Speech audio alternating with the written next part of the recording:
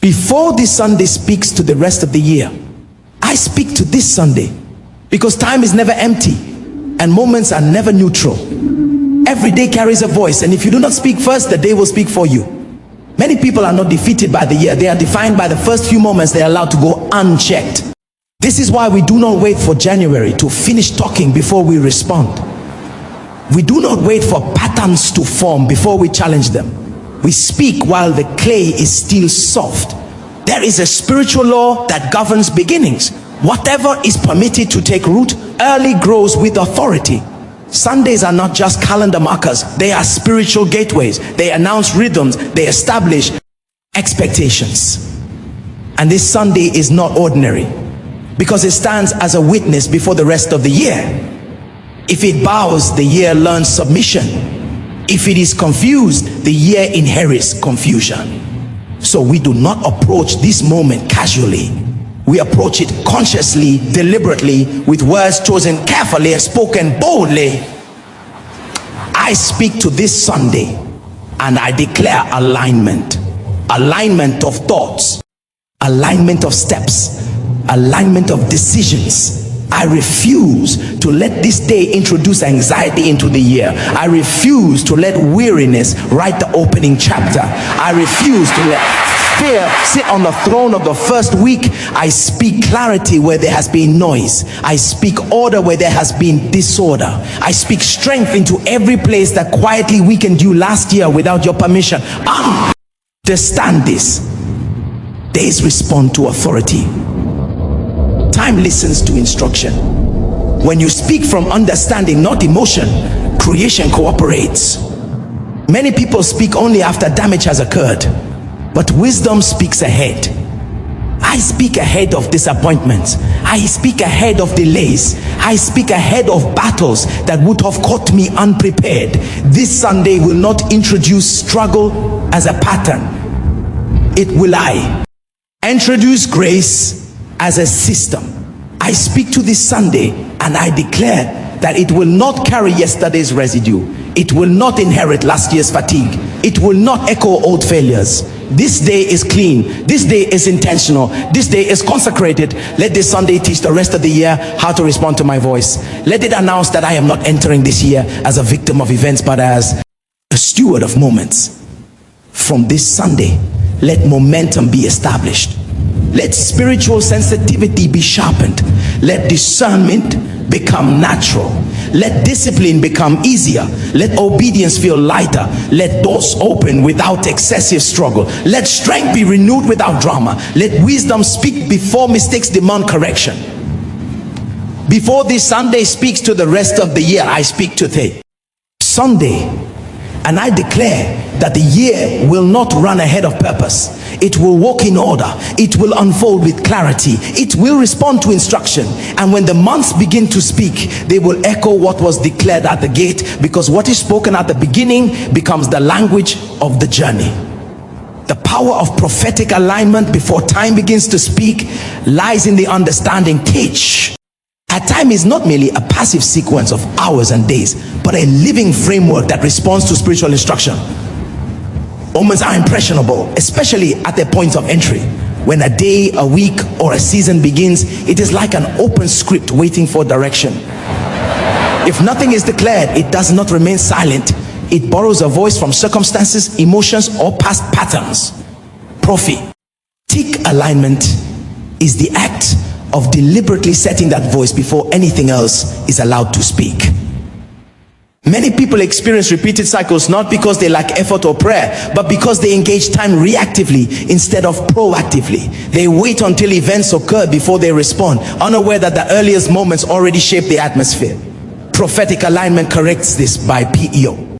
Positioning the believer ahead of time, not behind it. It is not wishful thinking or emotional speaking. It is alignment with divine intention, spoken with understanding and authority. When words are released from alignment, they carry weight, because they are not driven by fear or urgency, but by revelation. Before time speaks means before patterns form, before habits settle, before resistance dense. Once a day speaks, it often speaks in the language of distraction, pressure, or memory. Prophetic alignment interrupts that process. It introduces clarity before confusion has permission to grow. It introduces order before disorder finds structure. This is why beginnings matter so deeply. The first voice often becomes the dominant voice, and alignment ensures that the dominant voice is intentional, not accidental. There's also a spiritual intelligence in alignment that understands timing.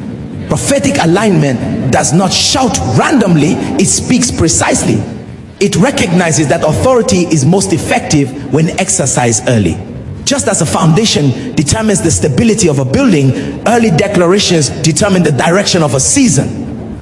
When alignment is established, time begins to cooperate instead of resist.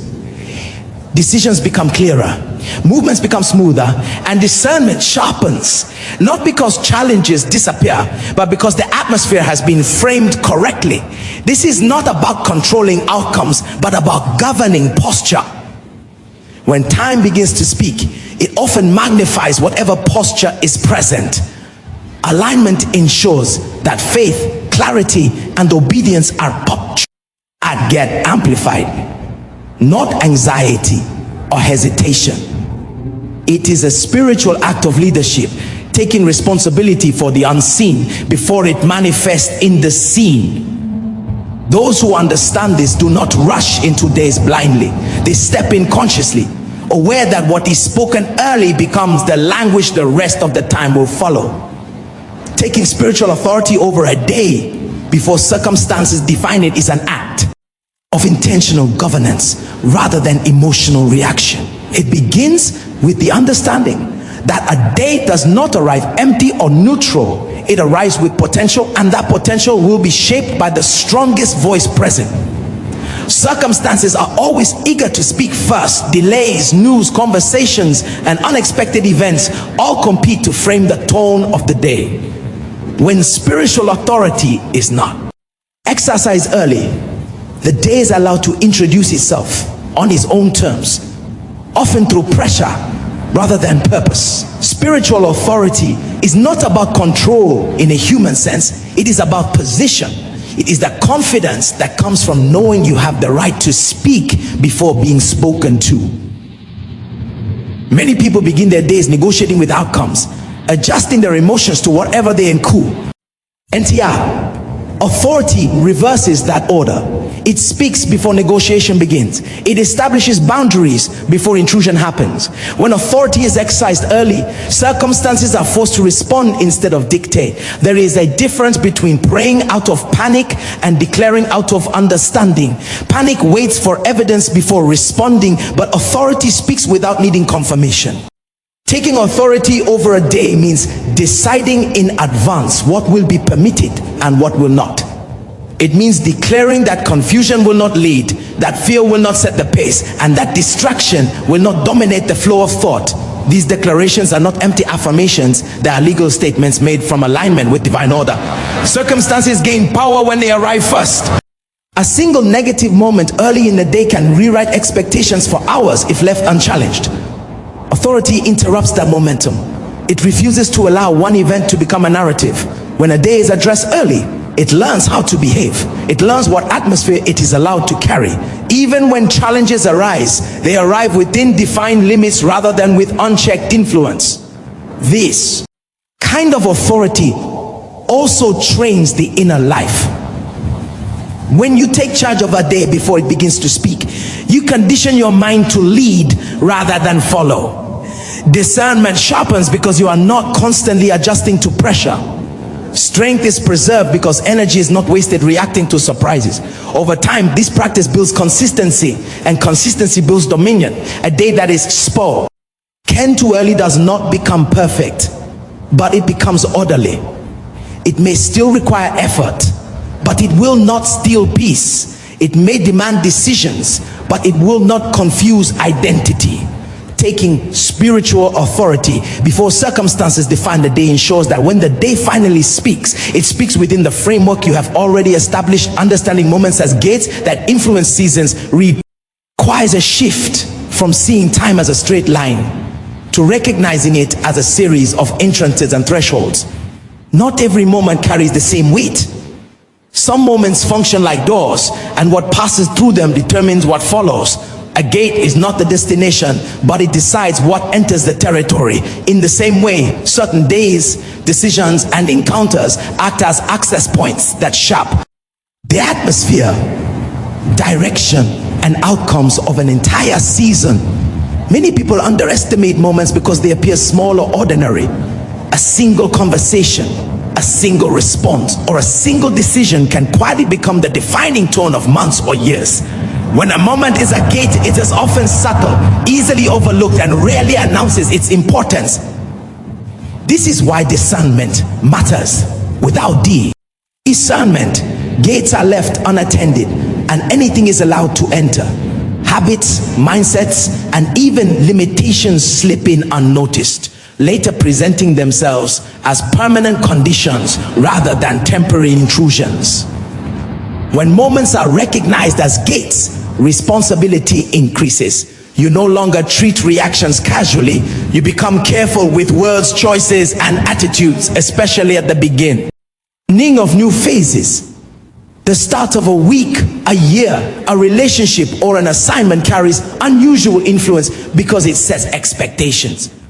What is tolerated at the gate often becomes normalized in the season. This is how disorder becomes routine, and how confusion slowly feels familiar. Guarding the gate is not about fear, it is about wisdom. Gates also work positively.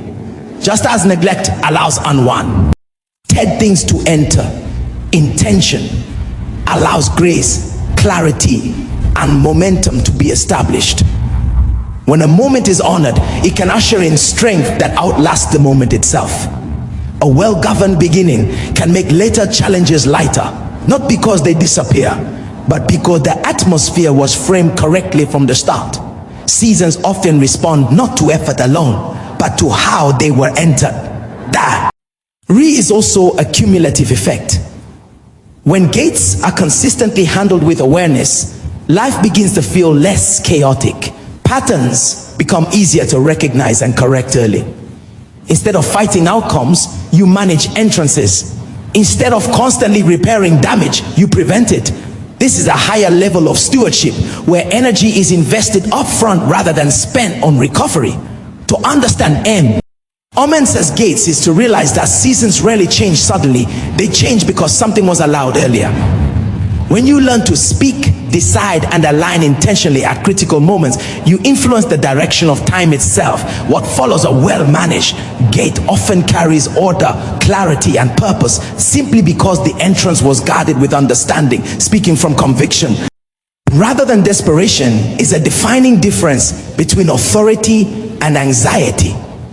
Desperation speaks because it is afraid of what might happen, while conviction speaks because it understands what must happen. When words are driven by desperation, they carry urgency but lack stability. They arise from pressure, uncertainty, or fear of loss. Conviction, on the other hand, is calm, deliberate, and grounded in understanding. It does not rush to be heard because it is secure in its position.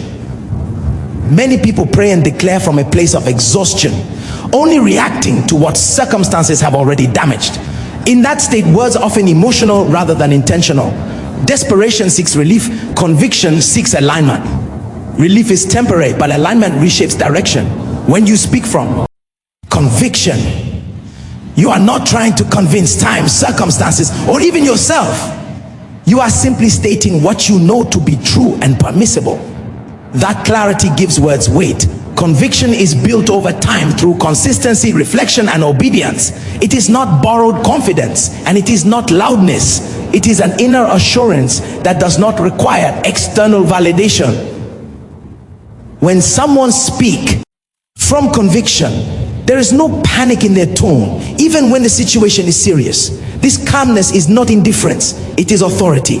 Circumstances respond differently to conviction because it does not negotiate. It establishes. Desperation often over-explains. It repeats itself, hoping repetition will compensate for a lack of confidence. Conviction speaks once and stands by it. This is why, ideas spoken from conviction tend to outlast the moment they were spoken. They settle into the atmosphere and quietly influence decisions, attitudes, and outcomes. Desperation fades quickly because it was tied to emotion. Conviction endures because it was tied to understanding. There is also a personal transformation that occurs when conviction becomes the source of speech. You begin to trust your own voice. You stop waiting for permission to speak into situations that affect your life. This does not make you arrogant. It makes you responsible. You recognize that silence can sometimes be agreement and delayed speech can be surrender. Conviction teaches you to speak why? Clearly and without apology. When time, seasons, or days are addressed from conviction, they are framed with purpose. Even if challenges still appear, they arrive without the power to disorient. Conviction creates an inner anchor that desperation can never provide. It steadies the mind, strengthens resolve, and aligns action with belief. In the end, what shapes outcomes is not the volume of words spoken, but the depth of certainty behind them. Aligning words with divine intention to reset spiritual narratives requires an awareness that words do more than describe reality. They participate in shaping it. Every life carries narratives that were formed by past experiences, repeated failures, spoken labels, or silent expectations. Over time, these narratives begin to sound like truth even when they were never intended to define the future. Alignment is the deliberate act of bringing speech into agreement with higher purpose rather than with memory, fear, or habit. Many people unknowingly reinforce old narratives through careless language. They speak defeat where they should speak process. They speak finality where there should be patience. When words are disconnected from divine intention, they strengthen cycles that were meant to be temporary. Aligning speech is not about denying reality. It is about refusing to let reality become destiny. It is choosing to speak from the perspective of purpose rather than pain. Resetting a narrative does not happen by volume or repetition alone. It happens when words are rooted in understanding. Words aligned with divine intention carry clarity, not confusion. They acknowledge challenges without surrendering authority. This kind of speech does not pretend that struggles are not present, but it refuses to let struggle have the final word.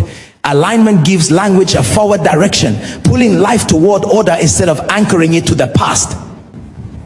There is a spiritual resistance that often arises when narratives are challenged. Old patterns fight to remain relevant. This is why alignment requires consistency. One aligned declaration cannot overturn years of misaligned speech, but persistent alignment gradually weakens the old structure. Over time, the mind adjusts, expectations shift, and decisions begin to reflect the new narrative. What once felt unnatural begins to feel normal because the atmosphere has changed. Aligned. Words also recalibrate identity. When speech matches divine intention, it reminds the speaker who they are beyond circumstances. Identity shapes choices, and choices shape outcomes. Many limitations are sustained not by lack of ability, but by narratives that quietly discourage efforts. When those narratives are reset, confidence returns without arrogance, and humility remains without insecurity. This alignment also affects how time responds. Days and seasons tend to amplify whatever language they are given. When words align with purpose, time begins to cooperate with growth instead of resisting it. Progress becomes less forced and clarity becomes more frequent. The narrative shifts from survival to stewardship, from reaction to intention, resetting spiritual narratives through aligned S. Speech is not an instant event, but a disciplined practice. Each aligned word is a step away from old limitations and a step toward intended order. As speech remains aligned, the past loses its authority and the future gains definition. Because what is spoken consistently eventually becomes the framework within which life unfolds, establishing dominion early so the rest of the year follows order is. Rooted in the principle that leadership is most effective at the point of beginning.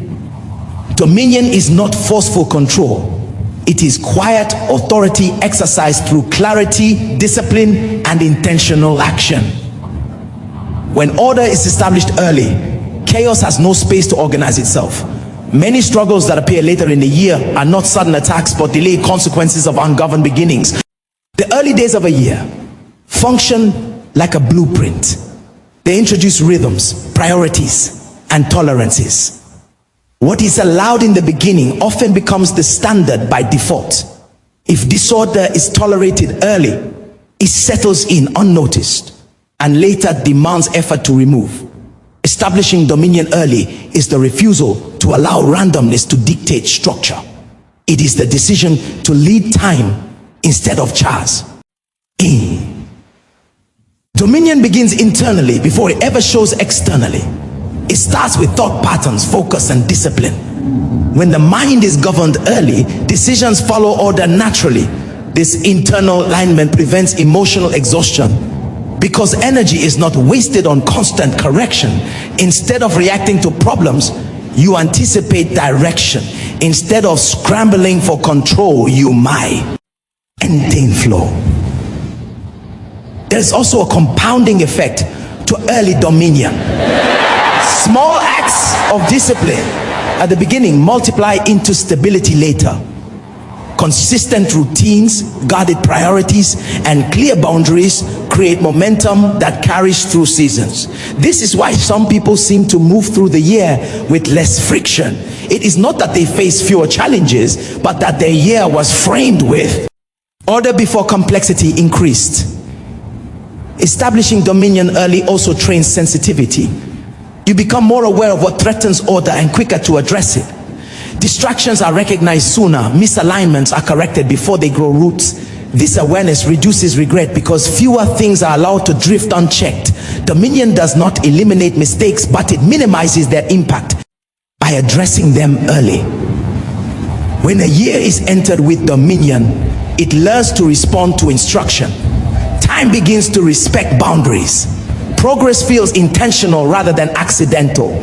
Even unexpected events are handled with composure because order has already been established internally. There is less panic and more perspective. The purpose of early dominion is not perfection, but direction. It ensures that growth happens on purpose, not by chance. When the foundation is set with clarity and authority, the rest of the year follows that pattern. What begins in order tends to remain manageable, and what is governed early